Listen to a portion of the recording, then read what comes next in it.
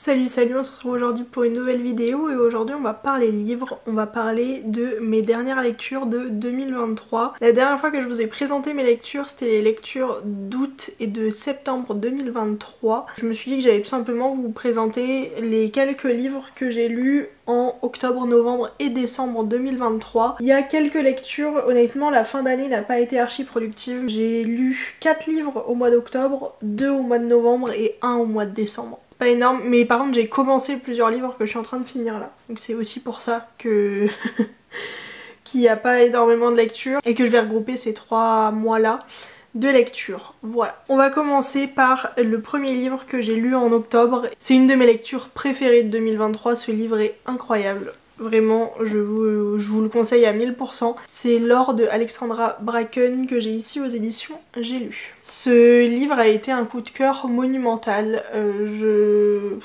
Incroyable. Tout y est. Il y a de la bataille, de l'action, de la famille, des stratégies, des amitiés, une pointe d'amour. En fait, tout y est, mais de façon très équilibrée, toujours au bon moment. Enfin, ça tombe pas comme un cheveu sur la soupe. C'est une lecture qui est archi intense, que j'ai pas réussi à lâcher le livre. Voilà, j'ai adoré cette lecture avec une histoire très rythmée. On suit globalement Laure de Lagon, c'est en gros tous les 7 ans, pendant 7 jours, les dieux et enfin les divinités se retrouvent dans une ville sur Terre en tant qu'humains et peuvent donc être tués et si une personne tue un dieu, il devient ce dieu.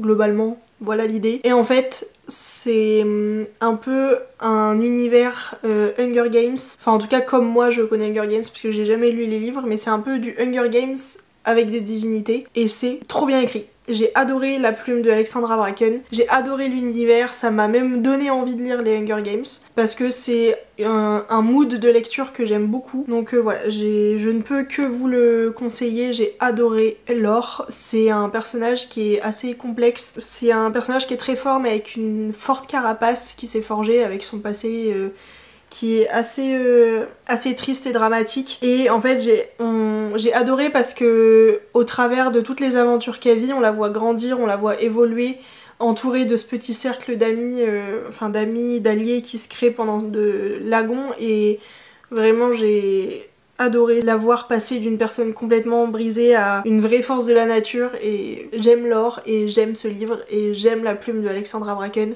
Et si vous aimez ce type de lecture, je ne peux que vous le conseiller, il est incroyable.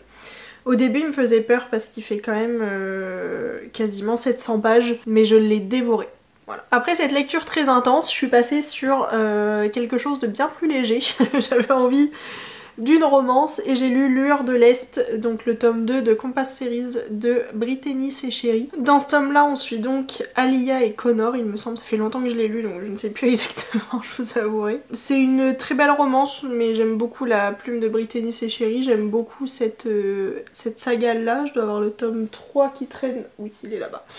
J'ai le tome 3 sur ma pile à lire, dans ma pile à lire plutôt, on va parler français. J'ai beaucoup aimé parce qu'en fait c'est un roman qui est un petit peu en 2 parties. Il y a une première partie où c'est la rencontre des 2 personnages lors d'une soirée à Halloween où ils sont tous les 2 déguisés. Une très belle rencontre, vraiment j'ai adoré ce récit sur une soirée. Et après on a un saut dans le temps et on est 2 ans plus tard et c'est un peu leur seconde chance où au final ils étaient tombés amoureux lors d'une soirée il y a 2 ans et ils se retrouvent par hasard. Et en fait ce que je trouve leur relation très belle, c'est 2 humains qui se soutiennent, qui se font grandir mutuellement. Ouais vraiment j'ai beaucoup aimé. Alors oui c'est une petite... Enfin pour le coup c'était exactement ce que je recherchais après Laure, c'était assez léger, il y avait quand même...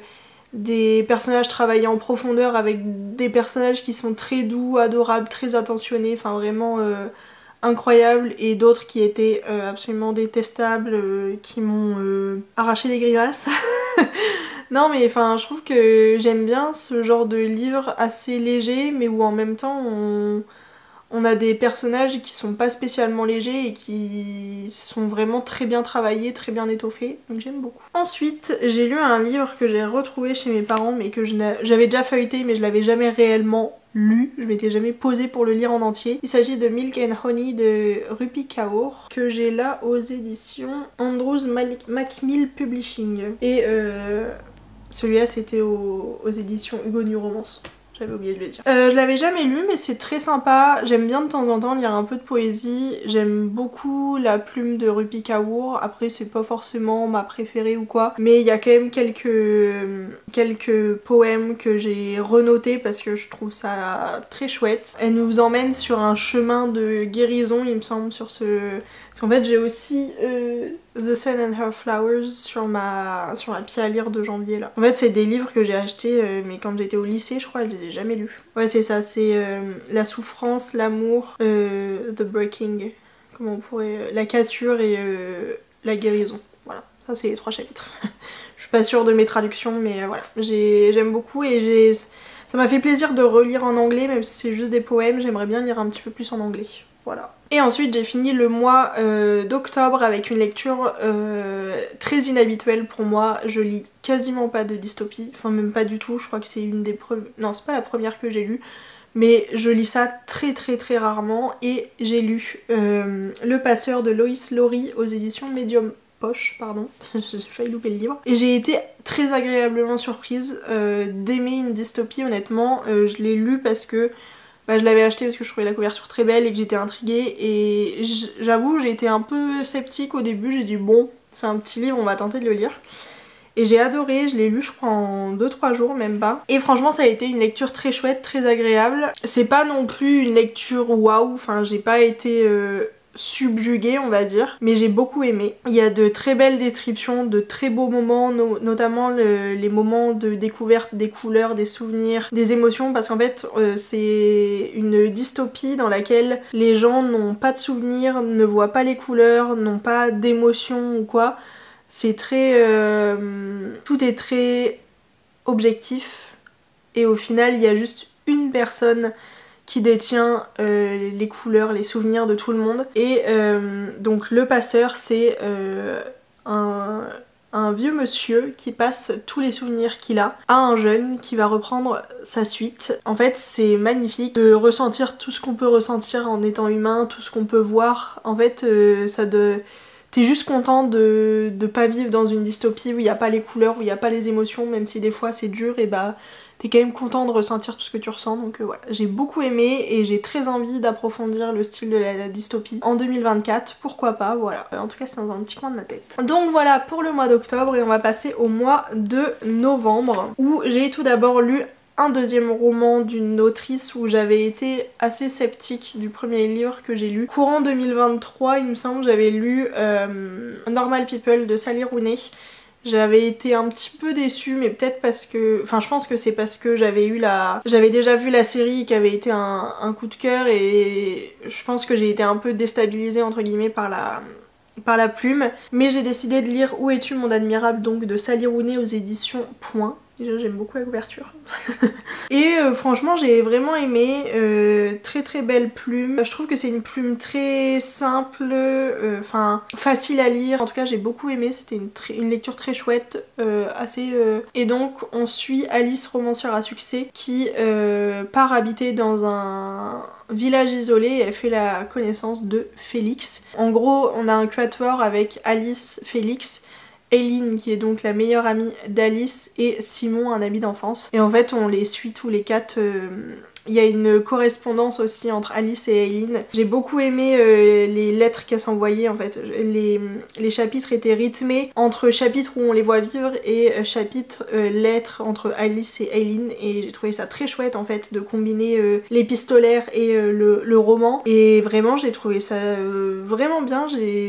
J'ai beaucoup aimé et ça m'a réconciliée avec la plume de Sally Rooney, que pour le coup dans ce roman là j'ai adoré, mais c'est peut-être parce que je savais pas à quoi m'attendre, je suis très contente. Et pour le coup la phrase de Sally Rooney dépeint les rêves et les déceptions de ses enfants du siècle avec une justesse remarquable, je ne peux être que d'accord. Vraiment j'ai trouvé ça, enfin c'est clairement on point avec tout ce qu'on peut ressentir en tant que vingtenaire j'allais dire, ça se dit pas, trentenaire, presque trentenaire.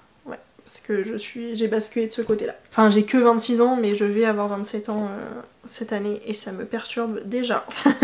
Et ensuite j'ai lu mon tout premier manga que j'ai eu à mon anniversaire et je l'ai lu clairement directement dans le mois. C'est Irayazumi, le tome 1 de Keigo Shinzo, absolument magnifique. Voilà. C'est aux éditions Le Lézard Noir et on y suit donc Hiroto Ikuta, pardon. Qui est donc ce petit monsieur, enfin ce jeune homme, qui reçoit une petite maison en héritage d'une vieille dame avec laquelle il s'était lié d'amitié et il se retrouve à emménager dans cette petite maison avec sa cousine Natsumi qui vient d'arriver à Tokyo pour poursuivre ses études d'art. Voilà. Et du coup on suit tout simplement le début de leur colocation et tout et j'ai adoré. Alors déjà les dessins sont absolument magnifiques. Je sais pas si vous verrez mais j'adore. J'aime beaucoup les mangas, le dessin, enfin tout ce monde-là, je trouve ça magnifique. Il faut un tel talent pour dessiner ça. Enfin, je trouve ça vraiment chouette et je suis très sensible à ce genre de dessin et cet art-là. Et je suis très contente d'avoir sauté le pas de commencer à lire des mangas. J'ai adoré En plus, il y a une partie où c'est en couleur et les couleurs sont magnifiques. Enfin, vraiment, c'est un tel boulot graphique. Je trouve ça magnifique. Donc j'ai adoré ce premier tome et mon copain m'a offert le deuxième à Noël, donc j'ai hâte de le lire. Mais voilà. Alors l'histoire est très belle, je trouve ça très chouette de découvrir un petit peu la culture de Tokyo et tout, je trouve ça très chouette. Et rien que cette dernière page s'il vous plaît, c'est magnifique. Et au mois de novembre ça n'a pas été très prolifique. Mais en fait j'ai commencé plusieurs livres, j'avais commencé Twilight, j'ai commencé Anne de la Maison au Pignon Vert, j'ai commencé le deuxième tome de Blackwater mais que j'ai oublié à Nantes. En fait j'ai commencé plusieurs livres et j'en ai pas fini à part un. Donc Book Boyfriend, le tome 2 des Campus Driver de C.S. Quill. On y suit du coup Donovan qui essaye d'être le petit ami parfait après avoir appris une discussion avec sa sœur. Il s'est remis en question, il a voulu devenir le petit ami parfait et pour cela il a demandé de l'aide à Carrie, oui c'est ça, qui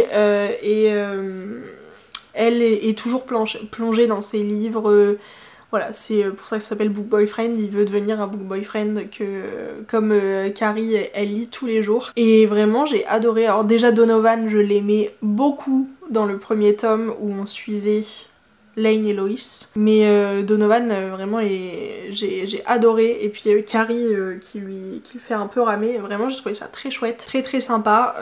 Voilà, c'est encore une fois une écriture que j'aime bien, j'aime beaucoup le fait d'avoir exactement les mêmes personnages. Au final on suit toute la bande d'amis parce que évidemment Donovan on voit encore Lois et Lane, on voit encore tous les autres copains, donc voilà c'est très chouette. J'ai pas encore le tome 3 il me semble pas, mais ça ne saurait tarder.